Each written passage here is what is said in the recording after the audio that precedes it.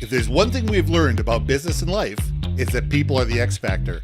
They constantly surprise us, both in amazing ways and not so much. We're Ben and Sia, and welcome to the Gnaw on This Business Bites podcast. This show is all about real life things we all deal with every day, how they relate to business, and how to make some sense out of our daily chaos. Welcome to the show.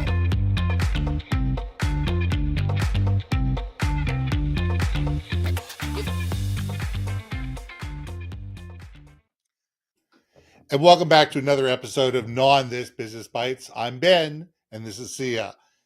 Now, I was talking to some people the other day, and we came up with an idea that we thought would be really good because, your typical resume, it's 2 pages of SEO is what it is. It's, can you get every single word that's in the application onto your resume in such a way so some tracking system can go through your resume and tick boxes and make sure, yes, he's got this, yes, he's got this, yes, he's got this. Okay, now let's give it to a human being. What if we could go beyond 2 pieces of paper? Every single one of us, or at least the vast majority of us, have been on social media for years. What if we gave permission, enabled AI to track us across our social media, take a look and sit there and say, who are we truly as a human being? I mean, for me, for instance, I've written 2 books.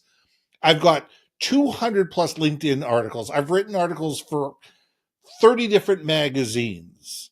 I've got 2 podcasts, including this one, and a variety of different people that I've had interviews with over the years, probably 500 or 1,000 of them.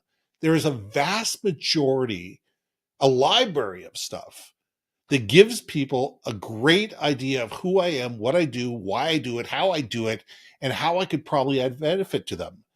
And if we could train AI to be able to look at that composite of information and get a more holistic view of me as a human being prior to them making a decision of whether to throw my resume in the garbage or actually move it forward, I think this would be better not only for us as people looking for a job, but for companies that are looking to hire to have a better idea of who they're getting in bed with. So, Sia, let's gnaw on this. Ooh, okay, so you're bringing up something that I haven't thought about in 20 plus years. Yeah. And so I think my information is going to be hella outdated. So full disclosure, everyone in the audience there chatting with us, chatting away. I'm curious. Give me numbers. How many years has it been since you've done an actual interview? I'm curious because I think this conversation is going to be vastly different between people who have recently interviewed and people who haven't, right? Absolutely.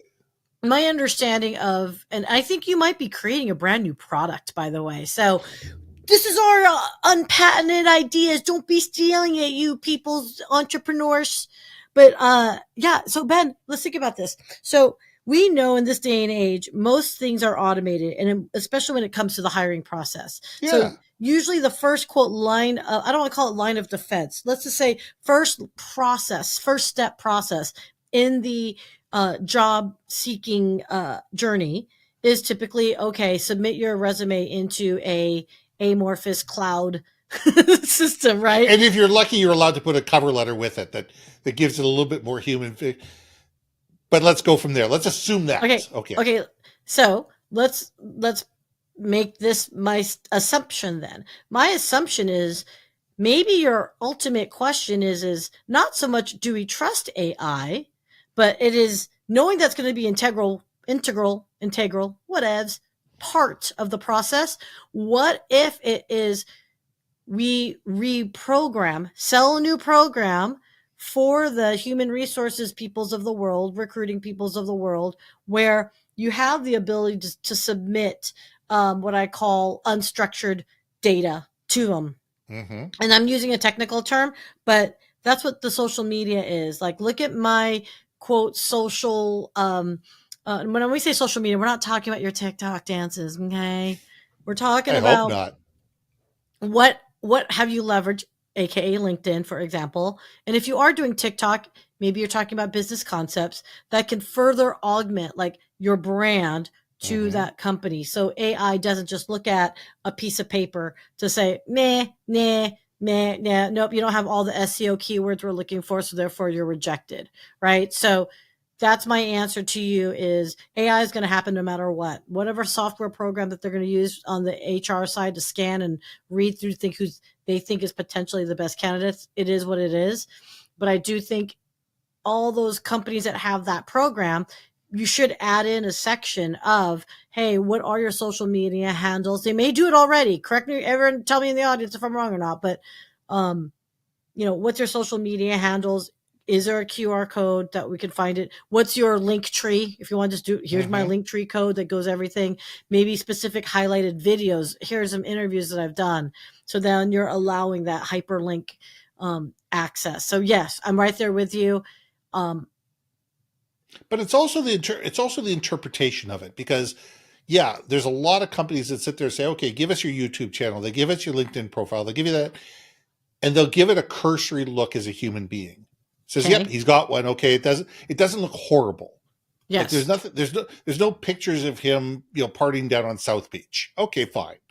Topless bikini pictures and all those type of things. Fine. Okay, there's none of that stuff. But it takes an enormous amount of time and effort for a human being to comb through your social media. I've been on LinkedIn for 17 years. I have produced over 1,000 podcasts of my own. I've probably been on another 500 podcasts. AI can do that in a matter of seconds. Within a matter of seconds, AI can look through all of that data and be able to sit there and say, okay, here's a more holistic picture of who this human being is. And is it going to be perfect? No, it's not. But what it is it's going to give a far better representation of a candidate as a human being, and the various things that we should be looking at. Say, here's some things that I want to look at when I'm looking at this person's social media platform, and have the AI bot go out there and search based on that criteria. So it enables us to use technology as technology should be. Now, there are people out there that don't want to have their social media combed. It's going to get combed anyway. It's going to get combed anyway. The question is it going to get combed in a way that's going to help you or hinder you?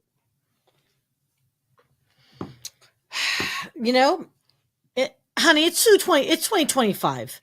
Yeah. It better be help you, not hinder you. Let's like at this stage, if you're sitting there doing upside down beer pong shots, that better be part of your freaking branding by now. I mean, none of this should be a shocker to anyone. Again, I feel like, well, maybe for the youngins, hey, did you know that just because Snapchat has 8 seconds, we still have access to it, right? All you need is somebody to share your snap onto Instagram or onto Facebook or something like that, and it's there forever. So, okay, let's talk about this, though. Okay, there is something inherently, I don't want to say unfair about the fact that, I don't want to say unfair, but it does suck. AI could potentially do false negatives, meaning like they dump you because you just didn't, look right. But can we argue, though, at least it's objectively rejecting you versus like a human recruiter looking and going, I don't like their font. Next. There's a bias removal, I think. I think that maybe I'm just trying not to defend the AI, but I'm just saying maybe a combination of the two, maybe check. I'm sure there's got to be these software programs where it says the AI is rejecting it, but here's people who hit 70%. And then it gives it weeds it down for the humans to go, okay, let me look, right? I mean, someone tell me, I don't know, man. Well, I think that there always has to be a human final stop. Yeah. There always has to be a human final stop. Okay, here, let's be realistic. Human Resources puts an ad out there. They're going to get 300, 400, 500 people that apply for a job. 60 to 70% of those people have no right whatsoever to be applying for those jobs because they've got maybe 20% of the things, but they sit there and say, well, I can create an AI bot that's going to apply for every job under the sun for me, so I'm going to do that. So you have all that going on. The trick is to sit there and say, how do we sit there and say the people that are questionable, people that sit there and go, wait a second, they're right on the threshold. Maybe we should look at more information. Maybe we should look at all more information to sit there and say, okay, are they truly who they say they are, or are they worth another look so we can give more information to the human beings that are actually coming through, that last, line of defense, to give them the opportunity to make better decisions. And I think that that's what it's using is sitting there going, okay, I want the AI bot to be looking for this, this, this, this, and this. Here are the 5 criteria we want to look at within the social media. How do they rank on this based on these objective things that we're looking for? And I think if we can be smarter at the questions that we ask, we can come up with better answers. And I look at it and sit there and say, why not? Why aren't we? Why aren't we giving companies the opportunity to make better decisions? Because right now it's a revolving door in HR. People are lasting 6 days, 6 weeks, 6 months, 15 months, and beyond that, it's a miracle. You look at people's resumes, you talk to HR professionals, and the amount of revolving door there is backfilling jobs that should not have to be backfilled because there's not a culture fit, that there's not an alignment, there's not a purpose fit. The person's out there just looking to, see if they can get a better job title at your company so they can apply for something else somewhere else. All of that is out there. And I think that the more information we can give people to make better decisions, the better the hiring process is going to be for everybody. So I'm really intrigued to hear about the experience of the job searcher. Like, is it like, I guess I've been very fortunate. Like my 2 jobs that I had were referrals. Yeah. So is today's market for searching for your next thing, do we just have to accept the fact that either if we don't have a referral, we're really slinging a ton of resumes out and hoping something catches? Like, what's that experience been? Have you talked to folks about it? Like, is it like a majority? I'm right there. I'm right there. I decided December 31st to burn down the ship. I decided after 17 years of owning my own company, and someone who hasn't done a resume in 30 years, hasn't looked for a job in 30 years, that it was time to go back in-house to work for a mid to large corporation where I can be somewhere that can create impact and somewhere where I can coach, mentor, and lead the next generation. Right. I've decided it's time in my career to give back and be part of something bigger. Now, to do that, the truthfully is, the real deep conversations I've had, the meaningful conversations I've had, the ones that have been impactful, are somewhere where I've known someone or somebody I know has known someone. Yeah. If you're just putting your resume in without a backdoor, without having some magical special skill, without having something that it's very challenging out there. And the truth of the matter is, the older you get, the more challenging it gets, and there's other things involved. But that's okay. That's interesting. Because the stuff that I want is very specific. I was just going to say, I think age, good, bad, ugly, and different kids, especially us Gen Xers, we're aging out. Yeah, I don't want to say we're aging out, but we are. But you know what? We also are the ones that have been down the holes, right? That know the way out and know how to avoid them, and that's worth a lot of money to organizations. I've saved companies millions of dollars because I know where the holes are and I know how to avoid them. So, and a 20-something-year-old doesn't even know where the holes are. You know where the bodies are buried, so you can avoid them holes. I know where the bodies are buried. Exactly. So you're not digging and resurfacing them. No, I'm thinking along the lines of, okay, so let me like modify our conversation a little bit further and go, let me ask this and go and ask. Yeah. Here we go, yo. Here we go. Okay. Yo. And then we got to land this plane. Yeah, you can offer yourself up to pay it forward, as an employee, but couldn't it be argued that the consulting, the gig economy is really more along the lines of the direction corporate entities are moving towards? Like, do we really want to be a full-time employee, a W-9? Maybe we're and there 1099. are arguments for both sides, and that's a completely different conversation. Okay, I'll try not to derail. That conversation is completely different in the fact that, you know what, whether you want to be that W-2 or 1040 employee up in Canada or on a consulting basis or whatever, comes down to what are the things that are important to you, both as an organization and also somebody wanting to be within the organization. You know, not everybody wants to be self-employed. Not everybody wants to be, True. you know, living a life where, you know, sometimes you're really rich and sometimes you're living off your past experiences. Yeah. You know, I've been an entrepreneur for over 25 years. Yeah. It's got its great points, it's got its bad points. So there's good days, there's bad days, and there's ugly days.